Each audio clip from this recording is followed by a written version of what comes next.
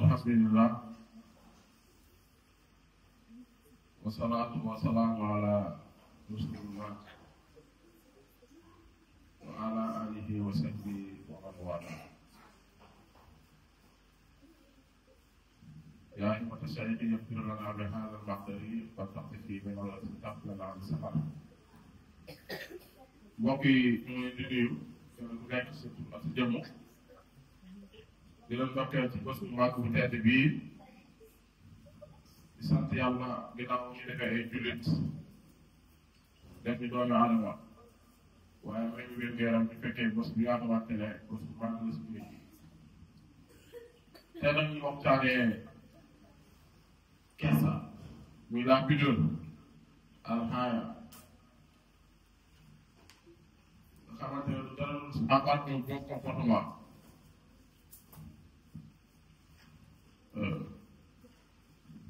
la pudeur peut avoir plusieurs significations différentes mais elle contribue à renforcer le respect mutuel, la dignité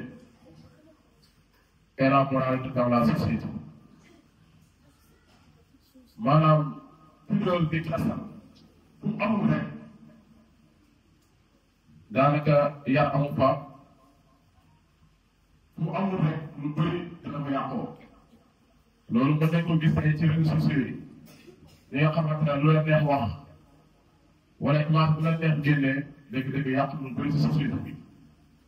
te kenn ku nekk rek am nga ay doom su toog ak ñoom di sanaan télé di xool sa téléphone waaye da ngay jar ba pare ñoom ñëw yàqaat kon li nga xamante ne tey yàq na société bi dama doon proposé kenn ku nekk rek waroon na cee def yitte rawatina la gouvernement Sénégal ndax am na baax saaga yi si doom yi biir léegi ak yenn waxi ñaaw yi suñ ko jëloon bind ko ci ay dossier ñu woot ko assemblée nationale ñu yóbbu ko ci réseau yu mel ni TikTok ak Facebook ak yu mel ni ñoom ñu wane ne ñun yii sax société bi dañ ko bannir day yàq suñuy doom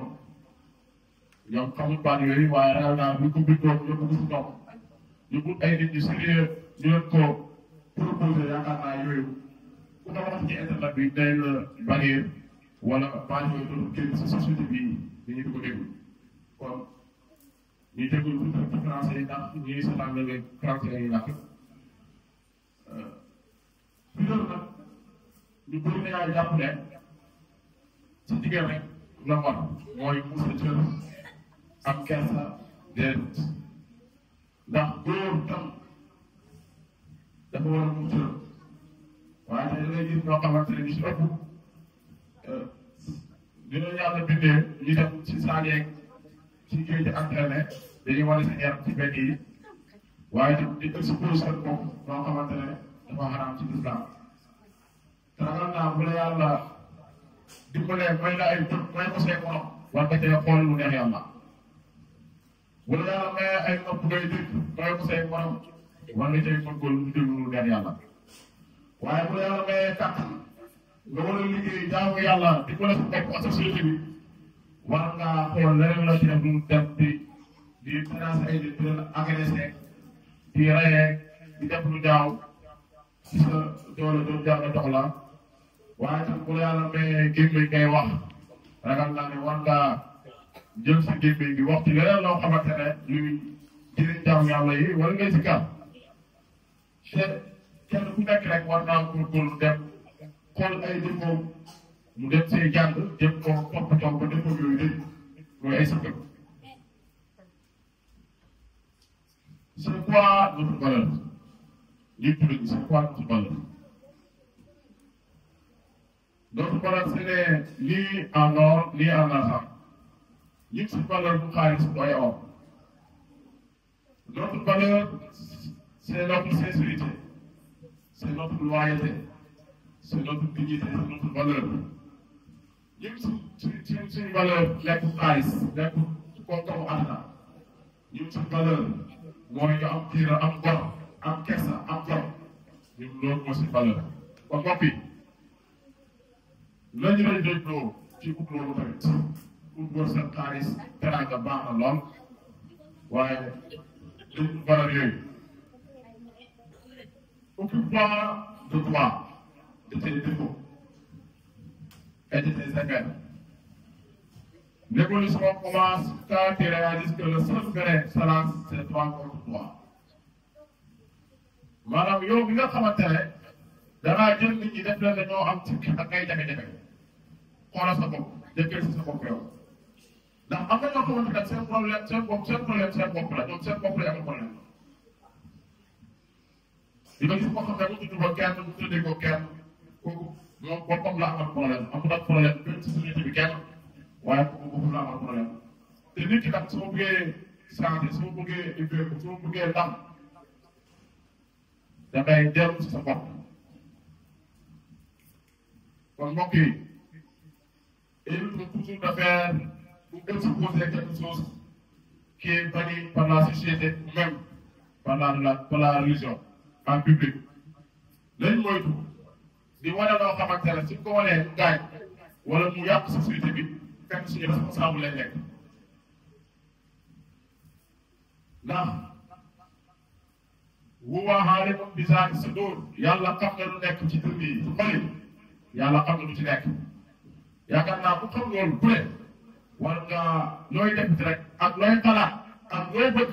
war nga xam ne yàlla mu ngi mu ngi vérifier sa xol te xam na lu ci nekk nga war a góorgóorlu def lu baax nga war a góorgóorlu am yéene yu baax ndax bu kenn fàttali ne yàlla yéene lay fay. waaye dafa nga xam ne woo baaxu ay na baax foo nekk rek yàlla fa nekk ak yow foo mën a nekk man ngaa nëbbatu doomu aadama yëpp waaye yàlla sa borom moom foo nekk rek du fa nekk ak yow ndax boo doon àttal bu indi min xam ne wari ndax yàlla moo gën a jege si bu mu xool comme yàlla dañ gën a jege si bu mu xool nag lépp loo xamante ne ñu ci rek nañ xam ne yàlla mu ngi nekk témoin ci loolu te bés dinañ dajeeg moom mbokk yi le détachement du cœur des choses ici-bas au point de consacrer son temps au Seigneur des mondes et de voir tout lieu autour de soi représente selon le plus élevé du christianisme en matière de pudeur. bu nekkee nag yàlla dimbale na la nga am xam-xam yàlla ak tawhid ak ngëm yàlla ak ragal yàlla ñu bëri bu gisee mucc ndax li ngay def rek di nga teg seede yàlla di nga teg tam seede say bopp jullit waaye tam sa bopp nit day fekk boppam nit du nax boppam te ñu bëri nañu nax boppam nit du nax boppam su dee élève nga soo jàngee xam nga soo jàngul xam nga bu nax sa bopp su dee sën nga soo amee jom xam nga soo amul jom xam nga bu nax sa bopp su dee da ngay ooyee sax sëriñ wala wala xam-xam soo amee xam-xam xam nga soo amul xam-xam xam nga soo jubee xam nga soo jubul xam nga nit du nax boppam nit dafay fanaan ci boppam nit la njëkkee ci boppam nit su bëggee dara xam la la njëkkee boppam moo tax mbokk yi nit ñi tey dañoo jàpp ne buñ juumee wala ñaa jégalu wala buñ juumee jeex na ñoom doon nañ ko pare ñu bëri doon nañ yàqal sama àdduna yëpp foo naa ko def naa ci lii yàlla duutuma jégal wala duutuma baax déedéet fa tànkama li doo ba tawaabu rahim yàlla ak jéggalaa kon la yàlla day jéggal ku koy jéggalu mu jéggal la ku ko baal tam du baal la bu kenn def dara ba jàpp ne munoo baax wala sa àddina yàqu na déedéet kon nañ nekk benn nañ booloo nañ xoolaat ci pays ndax loolu rek mën mën a dimbale waaye nekk benn tamit ndax tey tarixa yi dëgg-dëgg bëri na luñ defal waaye comprendre tarixa bëri na luñ yàq ndax tarixa ñëwut pour indi divergence ñëwut tam pour indi xaajala déedéet waxtu si ko fi hamdulillahi jamian wala taxaw lañ jokk ko loolu jàpp ci boobu yàlla gi te bañ a tàqli ko c'est verser une innovation voire même une instruction à cet âme qui d'après nos savants et érudits n'est ni d'autre que le Coran qui est le socle de la religion tout comme le seul le noble Coran aide tous les êtres humains à faire disparaître la noirceur et l'ignorance. La compétence envers soi-même est la base afin d'atteindre les sommets de l'ascension spirituelle. Il porte l'être humain, lui permettre de se lever et de réaliser tout son potentiel. Maanaam or ak julli